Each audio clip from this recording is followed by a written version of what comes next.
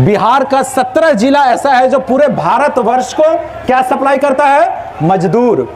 आज हमारी बिहार की पहचान है कि पूरे भारतवर्ष को हम मजदूर सप्लाई करते हैं।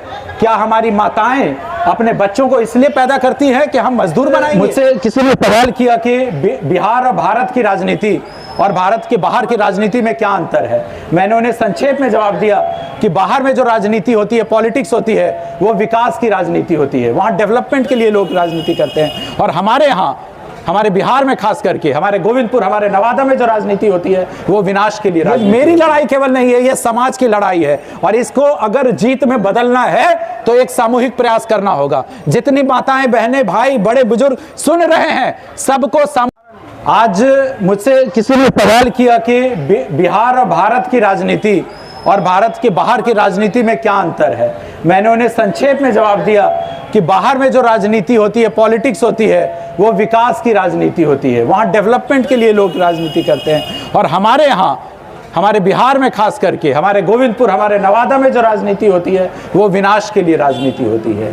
यहाँ पर लोग रोजगार में, राजनीति में रोजगार तलाशते हैं। जितने भी यहाँ पे पॉलिटिशियंस हैं नवादा में, वो उन्होंने राजनीति को रोजगार बना दिया, उससे कमाई का जरिया बनाया है। कमीशन खोरी करना, घूसखोरी करना, दलाली करना, बालू में घोटाला करना, हर चीज में कमीशन खोरी। मगर आज अगर मैं आप लोगों के बीच में आया हूं तो मैं राजनीति में रोजगार नहीं तलाश रहा हूं, मैं आप लोगों के बीच में आया हूं कि राजनीति के माध्यम से आप लोगों के बीच रोजगार कैसे सृजन किया जाए, रोजगार कैसे पैदा किया जाए। इस वजह से आज मैं आप लोगों के बीच में आया हूं। आज कौवाकोल की धरती हो, रोह की धरती हो, नवादा हो या पूरे बिहार में, बिहार के 17 जिले ऐसे हैं, आप लोग गूगल पे चेक करेंगे, बिहार का 17 जिला ऐसा है जो पूरे भारतवर्ष को क्या सप्लाई करता है? मजदूर। आज हमारी बिहार की पहचान है कि पूरे भारतवर्ष को हम मजदूर सप्लाई करते हैं। क्या हमारी माताएं अपने बच्चों को इसलिए पैदा करती हैं कि हम मजदूर बनाएंगे? और हमारा नवादा, हमारा गोविंदपुर ऐसा कोई गांव नहीं है जहां के बच्चे तमिलनाडु, कर्नाटक, बंगाल, भूटान, नेपाल में जाके मजदूरी नहीं कर रहे हैं। जहां कहीं कभी भी मजदूर की मौत होती है तो वो बिहारी मजदूर मरता है। उसकी वजह क्या है? हमें सोचना होगा कि उसकी वजह क्या है। उसकी वजह है राजनीति। जब चुनाव का टाइम आता है, जब आप एक सक्षम व्यक्ति को चुन सकते हैं, एक शिक्षित व्यक्ति को चुन सकते हैं, उस समय दुर्भाग्यवश हमारे नेताओं ने हमें इतनी बुरी तरीके से बांट दिया है कि जाति के नाम पर, धर्म के नाम पर, जाति में भी अलग अलग ब्रांच के नाम पर कि आप इस जात से हैं, आप इस जात से हैं। अरे जब मानव योनि में आपका जन्म हुआ तो किसी जाति या धर्म में तो पैदा लेंगे। मैंने लास्ट बार भी जब चुनाव लड़ा तो लोगों से पूछा कि इतने सारे लोग जो यहाँ पे खड़े हैं, किसी के घर में माताओं, बहनों, बच्चे, बुजुर्ग की जब तबीयत खराब होती है तो आप पता करते हैं कि सबसे अच्छा डॉक्टर कौन है। किसी को अगर केस लड़ना है तो सबसे अच्छा वकील कौन है। बच्चे को अगर ट्यूशन के लिए भेजना है तो आप पता करते हैं अच्छा शिक्षक कौन है। मगर जब आपके भविष्य की बात आती है कि जिसे नेता किसे बनाया जाए, उसमें आप अपना जाति ढूंढते हैं। जो अशिक्षित है, अयोग्य है, जिसने करप्शन किया, घूसखोरी की, कालाबाजारी की, केवल आप इस नाम पे उसे वोट करते हैं कि वो मेरे जात का है, तो आपके बच्चों को रोजगार कहाँ से मिलेगा? आपके बच्चों को अच्छी शिक्षा कहाँ से मिलेगी? मेरी पढ़ाई लिखाई इंग्लैंड में हुई, उसके बाद मुझे इटली जाने का मौका मिला, 70 देशों का भ्रमण करने का मुझे मौका मिला, दुनिया की सबसे बड़ी संस्था संयुक्त राष्ट्र सभा में जाकर मुझे नौकरी करने का मौका मिला। क्या मुझे वहां रिजर्वेशन की वजह से नौकरी मिली या इस वजह से नौकरी मिली कि मैं किसी जाति और धर्म से आता था? मैं इस योग्य था, इस वजह से मुझे संयुक्त राष्ट्र सभा में नौकरी मिली। और यही सपना लेकर आज आप लोगों के बीच में आया हूं कि अगर आप लोगों ने इस 2025 के चुनाव में मुझे मौका दिया तो जयप्रकाश जी के सामने मैं बोल कर जाता हूं कि पूरे नवादा, गोविंदपुर ही नहीं, पूरे नवादा की तकदीर और तस्वीर बदलने का काम करूंगा। मैं इतनी पढ़ाई लिखाई करके, माता पिता के आशीर्वाद और आप लोगों के प्यार से यहाँ पर मैं केवल एक विधायक बनने के लिए नहीं आया हूँ। मेरा सपना है कि गोविंदपुर और नवादा की बात लोकसभा में भी हो और दिल्ली तक अपनी बात पहुंचाई जाए।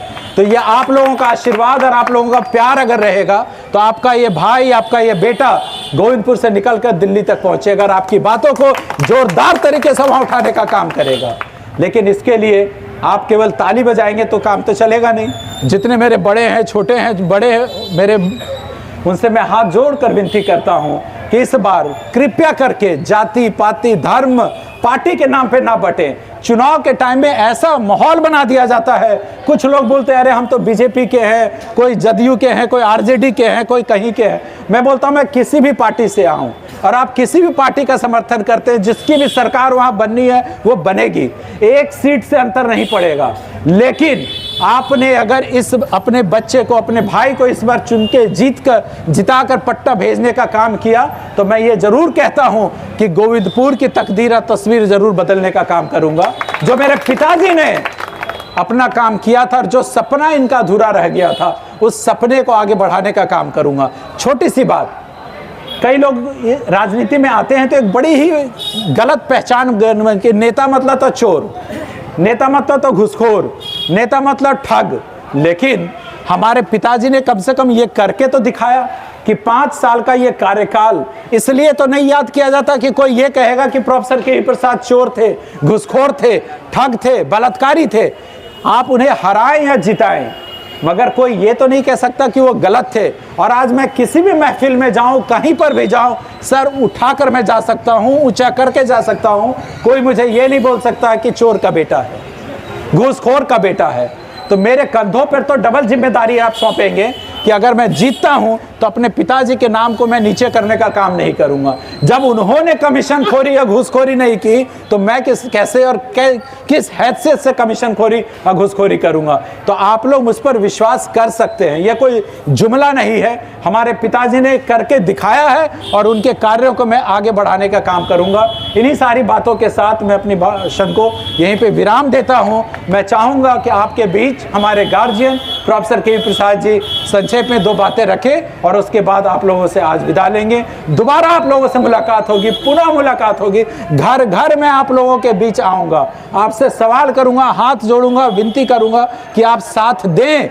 ये मेरी लड़ाई केवल नहीं है, ये समाज की लड़ाई है और इसको अगर जीत में बदलना है तो एक सामूहिक प्रयास करना होगा। जितनी माताएं, बहनें, भाई, बड़े बुजुर्ग सुन रहे हैं, सबको सामूहिक प्रयास करना होगा। एक एक होकर 11 होगा तभी जीत होगी। और इतना विश्वास दिलाता हूं कि जिस दिन जीत होगी उस दिन आप लोगों को व्हाइट हाउस नहीं जाना होगा, मेरे घर के कुटिया में मेरा दरवाजा आप सबों के लिए खुला रहेगा। आप सभी प्यार से सादर आमंत्रित रहेंगे। आए, हम मिलकर हम इस जश्न को मनाएंगे। धन्यवाद, धन्यवाद।